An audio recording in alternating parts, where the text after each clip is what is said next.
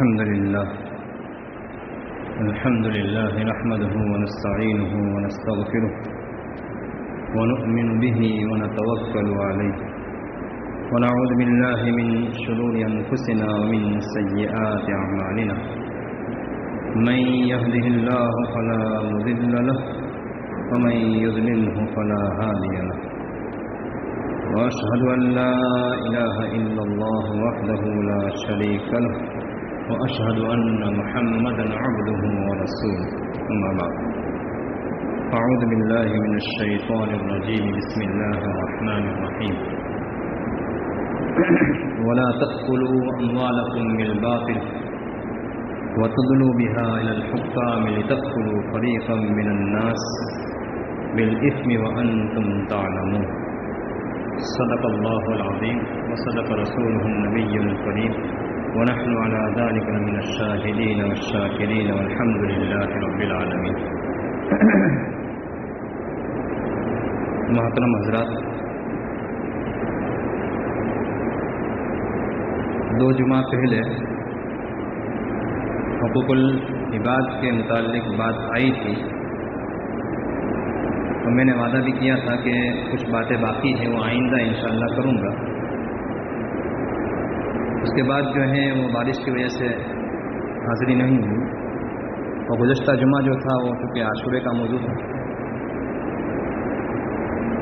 درمیان میں تھوڑا وقفہ ہو گیا.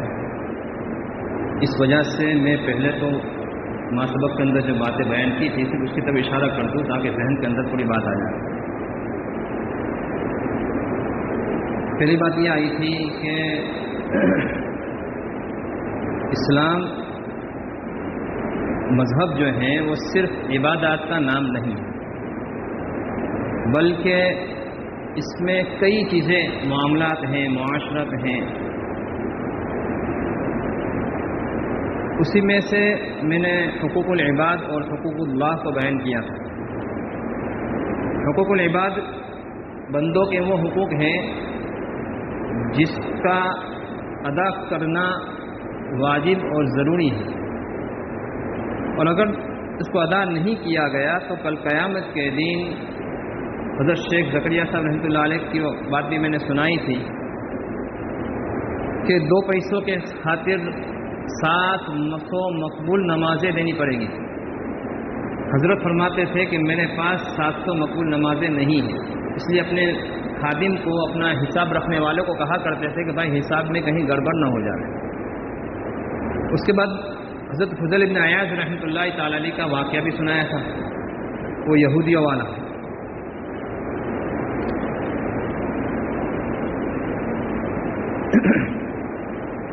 اب آگے کی بات یہ ہے، ابھی میں نے جو آیت کریمہ آپ کے سامنے تلاوت کی ہے، وَلَا تَأْكُلُوا أَمْوَالَكُمْ بِالْبَاطِلِ، اس آیت کریمہ میں اللہ سبحانہ و تعالی یہ بیان فرما رہے ہیں کہ آپس میں ایک دوسروں کا مال جو ہے وہ ناحق طریقے سے مت کھاؤ، ناجائز طریقے پر مت کھاؤ.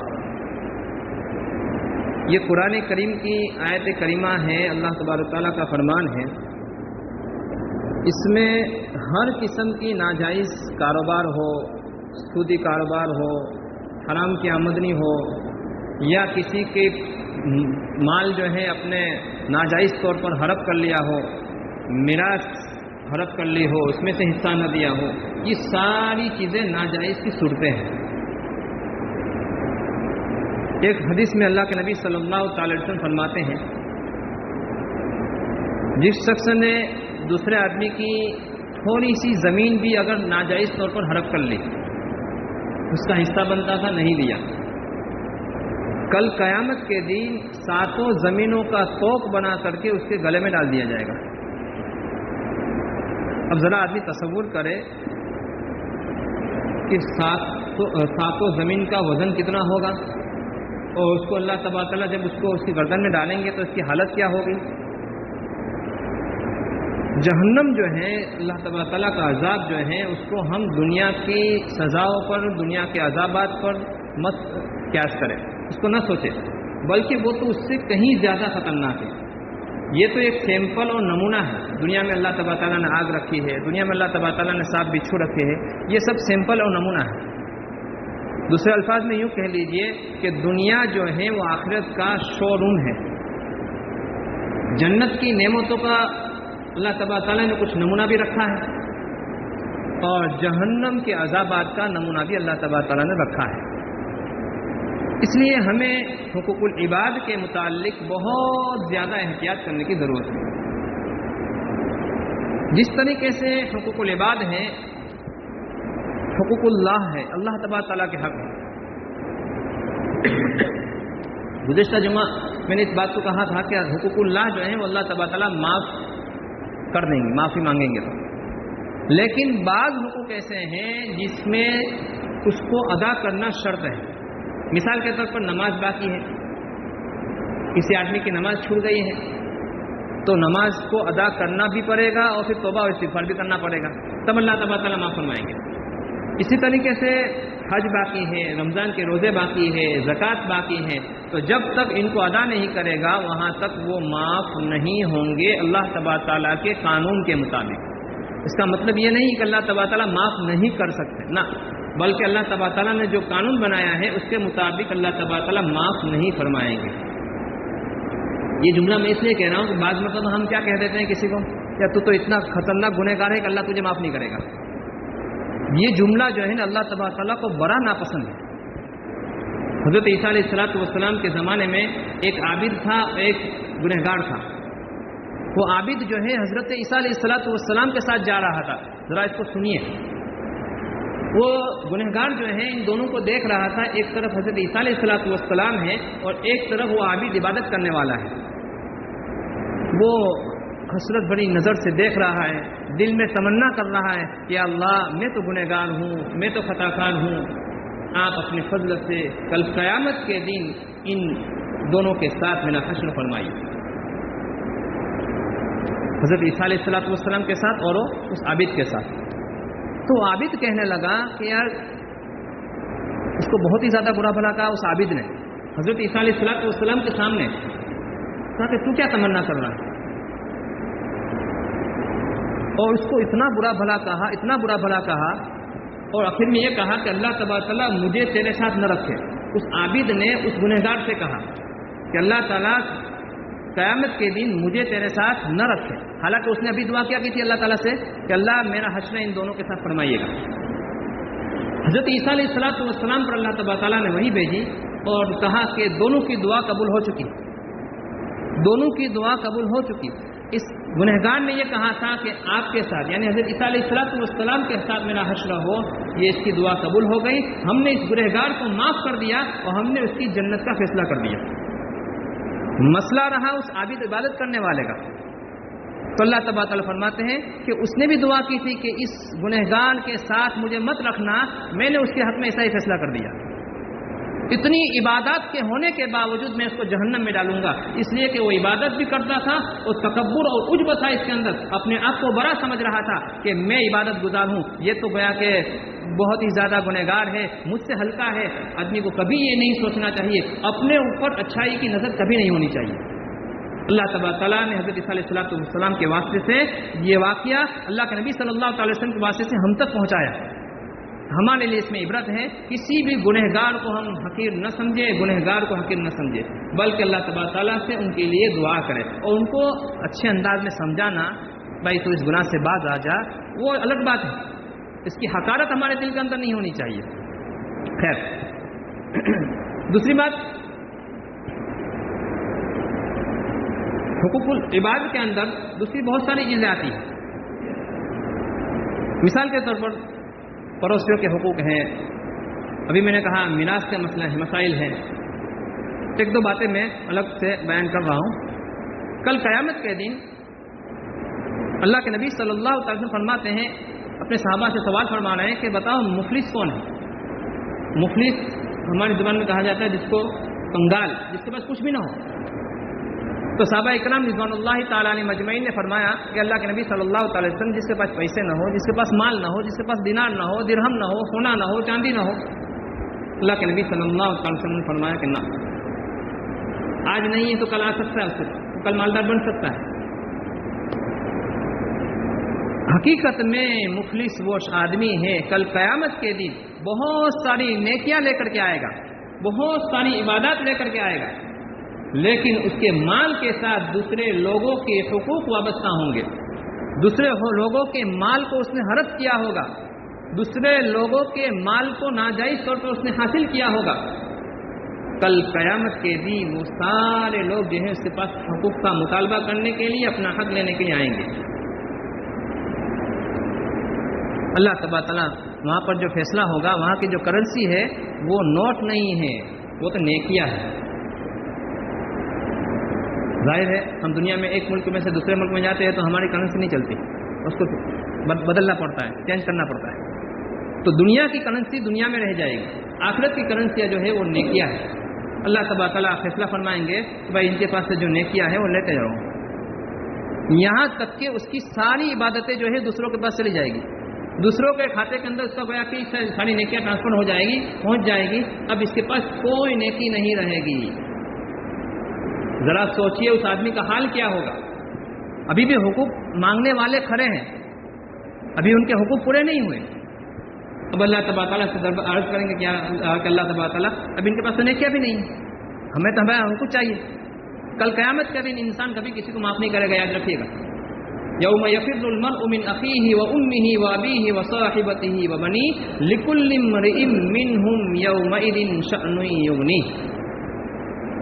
اس دن جو ہے یوم یفر المرء من اخیہ، آدمی اپنے بھائی سے بھاگے گا، وامہ وابیہ اپنے ماں باپ سے بھاگے گا، وصاحبتہ وبنیہ اپنے دوست احباب سے، اپنے بیٹوں سے، سب سے وہ بھاگے گا کہ کہیں آج میرے پاس وہ نیکی لینے نہ آ جائے، نیکی مانگنے نہ آ جائے۔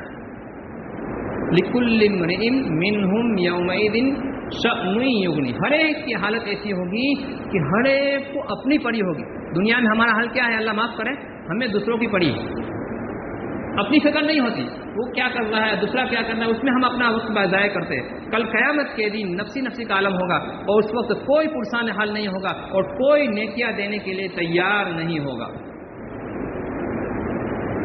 اللہ تبارک تعالیٰ فرمائیں گے کوئی بات نہیں، جب اس کے پاس نیکیاں نہیں ہیں تو ایک کام کرو، جن کے حقوق ہیں ان کے گناہ جو ہیں اس پر ڈال دیے جائیں گے۔ آخر میں اللہ تبارک تعالیٰ اس شخص کے حق میں جہنم کا فیصلہ فرمائیں گے۔ اس عبادت میں کافر کی بات نہیں کر رہا ہوں، اس عبادت گزار کی جس کے پاس ڈھیروں عبادتیں ہوگی، ساری عبادتیں ہوگی، لیکن دنیا میں مال حقوق، بندوں کے حقوق کو ادا نہیں کرنے کی وجہ سے اللہ تبارک تعالیٰ اس کو جہنم میں ڈال دیں گے۔ اللہ ہماری حفاظت فرمائے۔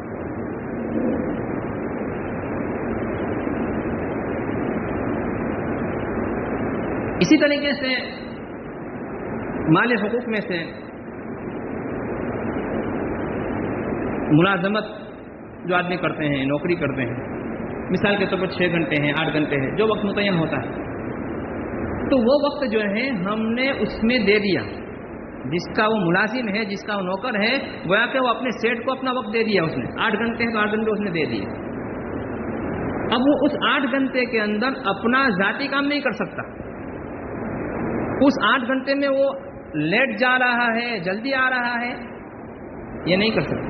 ہاں اگر پرسنل نوکر ہے، دکان میں ہے، مالک کی اجازت لے لی، بات الگ ہے، لیکن جہاں عام طور پر سرکاری ملازمت ہوتی ہے یا پوری تنظیم میں کوئی ملازم ہوتا ہے، مدرسہ میں ہوتا ہے یا کہیں بھی ہو، تو ایسی جگہوں پر آدمی اگر اس کو جلدی چلا آ رہا ہے، دیر سے جا رہا ہے، تو اس وقت کی اس نے جو تنخواہ لی وہ حرام کی تنخواہ ہے۔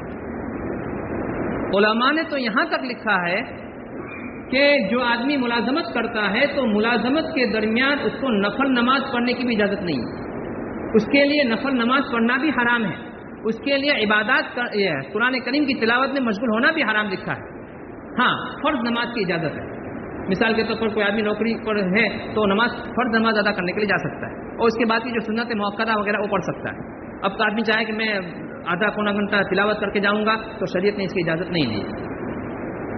اب ظاہر ہے کہ یہ تنخواہ اگر اس نے جو لی تو وہ حرام کی تنخواہ ہوئی، اور یہ حرام کی تنخواہ جب اس کے حلال مال کے ساتھ مل جائے گی تو اس کے حلال مال کو بھی خراب کر کے چھوڑے گی۔ اس کی مثال ایسی ہے کہ ایک بالٹی کے اندر پانی بھرا ہوا ہو، اور صرف ایک قطرہ پیشاب کا یا خون کا ڈال دیا، اب किसी भी मुफ्ती साहब पूछेंगे तो यही कहेगा ये पूरी बाल्टी नापाक हो चुकी है। आप कहेंगे क्या एक कचरा इसकी निस्बत क्या है? कुछ भी नहीं।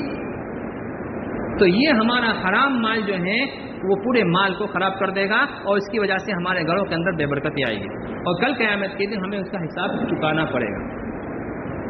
इसी तरीके से मिराज के मसले भी हैं। मिराज भी हुकूकुल इबाद में से है। इंशाल्लाह किसी और मौके पर इसको मुस्तकिल बयान करूंगा। फिर मैं 2-3 बातें इसके मुतालिक अर्ज कर दूँ। मिराज के बारे में अल्लाह के नबी सल्लल्लाहु अलैहि वसल्लम का हुक्म ये है। वैसे तो मिराज का मसला जो है अल्लाह तबारक तआला ने खुद बयान फरमाया। कुरान करीम अगर उठा के देख लें तो जितना तफसील से अल्लाह तबारक तआला ने मिराज का मसला बयान फरमाया है शायद ही कोई इतना तफसील से बयान फरमाया हो। नमाज की रकातें, ज़कात की मिकदार, ये सारी कुरान करीम में नहीं मिलेगी आपको। लेकिन मिराज में किसको क्या हिस्सा मिलेगा वो कुरान करीम में मिलेगा और तफसील से मिलेगा। तो मिराज जो है इसको भी आदमी बाज़ मरतबा तकसीम नहीं करते हैं। वैसे शरीयत का हुक्म ये है कि अगर किसी आदमी का इंतकाल हो जाए तो उस इंतकाल के बाद उसके घर में आसपास के जो लोग हैं वो उसके घर गोया के खाना पहुंचावे। ये सुन्नत है। इसमें एक मसलियत क्या है, बाज़ मरतबा मिरास जो होती है, वारिस जो होते हैं वो नाबालिग होते हैं और नाबालिग का जाहिर है कि उसकी इजाज़त भी मोतबर नहीं होती है शरीयत में। अब उसकी इजाज़त ले ली तो भी वो इजाज़त मंजूर नहीं की जाएगी शरीयत के नज़र में। तो अब घर की सारे लोग गम में हैं, उस मौके पर आदमी कहाँ खरीदने जाएगा, अलग से अनाज को खरीदने जाएगा या हिस्से करेगा। तो शरीयत ने ये कहा है कि आसपास वाले जो रिश्तेदार हैं वो उनके घर खाना पहुँचा दे रहे हैं। गम भी है और बाद में जो है घर के बड़े आदमी की जिम्मेदारी बनती है, घर के बड़े आदमी की जिम्मेदारी बनती है कि जो खाना, मिसाल को बाप का इंतकाल हुआ है, जो बाप की मिल्कियत थी उसको रहने देवे साइड में, अभी बल्कि उस नए अपने माल से राशन खरीद करके घर में पका तो वो खाना हलाल होगा, वरना वो घर वालों के लिए वो खाना भी हलाल नहीं होगा। आदमी इसलिए कि नाबालिग है, अगर नाबालिग न भी हो, बड़े सब लोग हैं, बालिग लोग हैं, और अगर कोई आदमी शर्मा शर्मी में हाँ हाँ कह रहा है लेकिन इसकी दिल की इजाज़त नहीं है तो भी ये खाना किसी के लिए जायज़ नहीं होगा, हराम होगा। तो ये हुकूकुल इबाद इंशाल्लाह किसी मौके पर इसको तफसील से बयान करूंगा। हज़रत मौलाना असगर मियाँ साहब रहमतुल्लाह अलैह, हज़रत मुफ्ती शफी साहब रहमतुल्लाह अलैह के उस्ताद हैं। बहुत ही बड़े अल्लाह वाले थे, बहुत ही बड़े बुजुर्ग थे, बल्कि हमारे बुजुर्गों ने उनको ये कहा कि ये तो माँ के पेट से वली पैदा हुए। अजीब अजीब उनके किस्से बयान किए हैं। इनका एक किस्सा मुझे सुनाना है। हुकूकुल इबाद की बात चल रही है, उसके मुतालिक है ये। हजरत का मकान जो था वो बहुत ज़्यादा कच्चा था, बारिश के मौसम में गिर जाया करता था और हर साल उसमें खर्चा करके नया बनाता, मतलब उसको ठीक करते थे। हजरत मुफ्ती शफी साहब रहमतुल्लाह ताला अलैह जो हजरत के शागिर्दों में से एक मरतबा पूछा कि हजरत बात समझ में नहीं आती, आप हर साल खर्चा करते हैं तो एक मरतबा खर्चा करके एक नया मकान बना लीजिए। तो हंस करके कहने लगे, बेटा आप बड़े अक्लमंद लगते हो, ये बात तो हमें समझ में नहीं आई। फिर उनको बाहर ले गए घर से और कहा कि देखो सारे मकान जरा देख लो, ये पूरा मोहल्ला जो है ना उसमें मकान देख लो, सारे लोगों के मकान जो है वो कच्चे हैं। मेरे बस में नहीं है कि मैं इन सारे लोगों के मकानों को बना दूं। अगर मैंने अपना घर बना लिया, मैं बना सकता हूं, अगर बना लिया तो ये सारे लोग जो है ना उनको ऐसा लगेगा कि हमारे पास माल नहीं है, हम गरीब हैं, इस वजह से हमने अपना मकान नहीं बनाया। हालांकि नाजायज और हराम काम नहीं था, लेकिन इतनी तकलीफ भी मैं अपने पड़ोसी को देना नहीं चाहता कि उनको ये हो कि मौलाना ने तो अपना मकान बना लिया और हम अपने कच्चे मकान में रह रहे हैं। तो ये भी मुझे गवारा नहीं है कि इनको ये एहसास हो कि इनके पास पैसे से तो बना लिया और हम गरीब हैं, हमारे पास माल नहीं है तो हम मकान नहीं बना पा रहे हैं। ये हमारे अकाबिर थे, के दूसरों के हुकूक की इतनी रियायत करते थे। हालांकि इसका ताल्लुक बज़ाहिर अगर देखा जाए तो कोई मना और नाजायज़ नहीं है। अल्लाह ने आपको हलाल रकम दी है तो आप हलाल रकम से अपनी ज़रूरत का मकान बनाओ, कोई मना नहीं करता। लेकिन ये हमारे बुजुर्गान दीन जो थे वो दूसरों का एहसास रखने वाले थे कि मैं तो अपना बना लूँगा लेकिन दूसरों का क्या होगा, मेरे पड़ोसियों का क्या होगा, उनके दिल में थोड़ा क्या होगा, तकलीफ पहुँचेगी, इतनी तकलीफ भी मैं बर्दाश्त नहीं कर सकता। अल्लाह तबारक व तआला हमें इन बातों पर अमल करने की तौफीक नसीब फरमावे और حقوق العباد اور حقوق اللہ دونوں کو ہمیں ادا کرنے کی توفیق نصیب فرماوے۔ وآخر دعوانا الحمدللہ رب العالمین۔